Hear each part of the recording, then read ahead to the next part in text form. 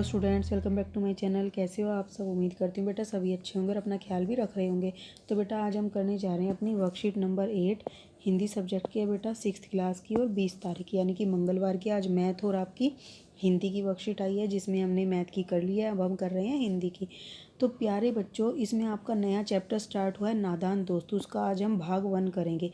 प्यारे बच्चों, आज से हम जो कहानी पढ़ने जा रहे हैं वह आपकी पाठ्य पुस्तक वसंत से में पार्ट 3 है। ठीक है, कहानी का नाम नादान दोस्त है। यह कहानी श्री मुंशी प्रेमचंद जी ने लिखी है। ठीक है, ये रहे बेटा मुंशी प्रेमचंद जी। जैसे आप हमेशा अपने दोस्तों की मदद करने के लिए तैयार रहते हैं, उसी प्रकार इस कहानी में केशव और श्यामा भी अपने दोस्तों की मदद करना चाहते हैं। केशव और श्यामा के कौन कौन से दोस्त हैं, उन्होंने किस प्रकार अपने दोस्तों की मदद करनी चाहिए, आओ कहानी को पढ़कर जाने। ठीक है, तो ये दोनों बेटा केशव हैं और श्यामा हैं। ठीक है, तो अब इन्होंने कैसे मदद की बेटा? तो केशव के घर में कार्निस के ऊपर एक चिड़िया ने अंडे दिए थे। केशव और उसकी बहन श्यामा दोनों बड़े ध्यान से चिड़िया को वहाँ आते जाते देखा करते थे। ठीक है, सवेरे दोनों आंखें मलते कार्निस के सामने पहुँच जाते और चिड़िया दोनों को वहाँ बैठा पाते। उनको देखने में दोनों बच्चों को न मालूम क्या मज़ा मिलता। दूध और जलेबी की सुध भी न रहती थी। दोनों के दिल में तरह तरह के सवाल उठते, मतलब कि उस समय पर बेटा वह दूध और जलेबी खाते थे और ये उसी समय पर उनके दिमाग में कई सारे सवाल उठते। अंडे कितने बड़े होंगे, किस रंग के होंगे, कितने होंगे, क्या खाते होंगे, उसमें से बच्चे किस तरह निकल आएंगे, बच्चों के पर कैसे निकलेंगे, घोंसला कैसा होगा। लेकिन इन बातों का जवाब देने वाले कोई नहीं था। न अम्मा को घर के कामों से फुर्सत थी और न बाबूजी को पढ़ने लिखने से। दोनों बच्चे आपस में ही सवाल जवाब करके अपने दिल की तसल्ली कर लिया करते थे। कई बार जब हमारे सवालों का जवाब देने वाला कोई नहीं होता बेटा, तो हम अपने आप ही क्या करते हैं, उनका जवाब भी खुद ही दे लेते हैं अपने आप को। ठीक है, श्यामा कहती, क्यों भाई भैया बच्चे निकलकर फुर फुर से उड़ जाएंगे। केशव विद्वानों जैसे गर्व से कहती, नहीं री पगली, पहले पर निकलेंगे, बगैर परों के बेचारे कैसे उड़ेंगे। श्यामा बच्चों को क्या खिलाएगी बेचारी। केशव इस पेचीदा सवाल का जवाब कुछ न दे सकता था। इस तरह 3-4 दिन गुजर गए। दोनों बच्चों की जिज्ञासा दिन प्रतिदिन बढ़ती जाती थी। अंडों को देखने के लिए वे अधीर हो उठते थे। उन्होंने अनुमान लगाया कि अब जरूर बच्चे निकल आए होंगे। 3-4 दिन हो चुके थे बेटा। बच्चों के चारे का सवाल अब उनके सामने आ खड़ा हुआ था। चिड़िया बेचारी इतना दाना कहाँ पाएगी, मतलब कहाँ से इकट्ठा करेगी कि सारे बच्चों का पेट भर सके। गरीब बच्चे भूख के मारे चू चू करके ही मर जाएंगे। इस मुसीबत का अंदाजा करके दोनों घबरा उठे, तो उनको उनकी चिंता होने लगी बेटा। ठीक है, क्योंकि वो हमेशा दूसरों की मदद करते थे। तो दोनों ने फैसला किया कि कार्निस पर थोड़ा सा दाना रख दिया जाए। तो उन्होंने सोचा कि हम क्या करेंगे, दाने को रख दिया करेंगे। जैसे हम बेटा चिड़ियाओं के लिए दाना डालते हैं, उसी तरीके से उन्होंने भी सोचा। अब यहाँ पर कुछ शब्दार्थ है बेटा।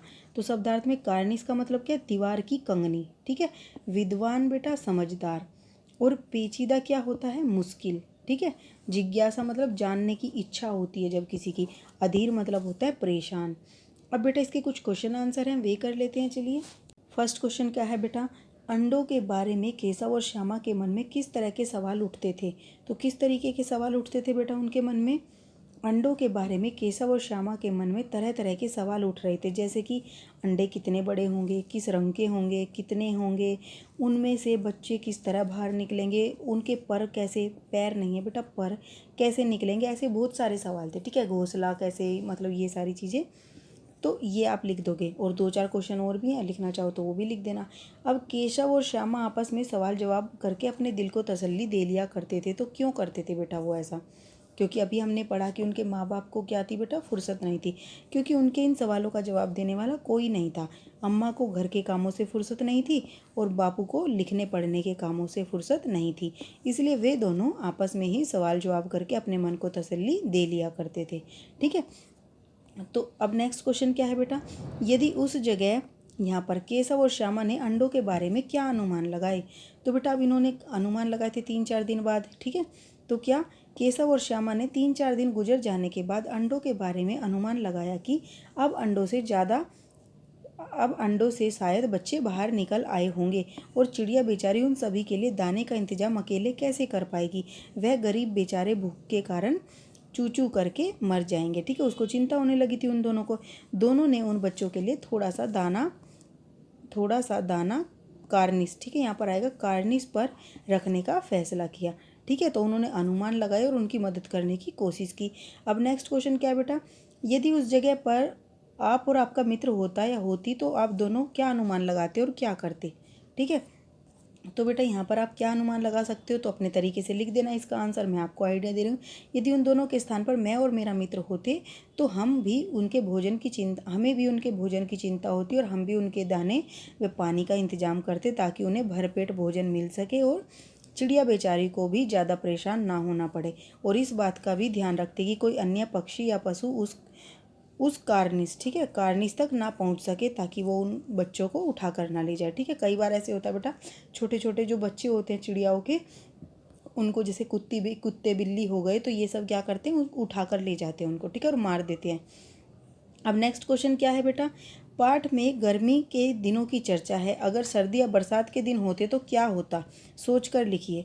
तो बेटा क्या होता, तो आप लिख सकते हो, देखो यदि सर्दी या बरसात का मौसम होता तो कार्निस आएगा बेटा, ये कर लेना, ठीक है। कार्निस पर चिड़िया के लिए अंडे देना और उनकी देखभाल करना मुश्किल हो जाता। क्यों, सर्दी के मौसम में अंडे में उपस्थित बच्चे जल्दी से बाहर बड़े नहीं हो पाते, जिसके कारण कुछ अंडे के अंदर ही मर जाते, ठीक है, मर जाते। और बरसात के मौसम में मर जाते लिख लेना यहाँ पर, ठीक है।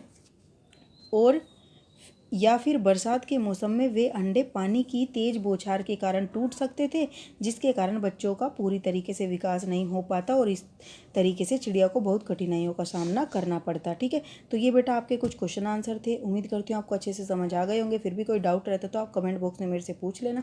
ओके, इस वीडियो में बेटा इतना। अपना नेक्स्ट टॉपिक हम अपने नेक्स्ट वीडियो में करेंगे। तब तक के लिए ऐसे हंसते रहिए, मुस्कुराते रहिए, पढ़ते रहिए और आगे बढ़ते रहिए। Thank you.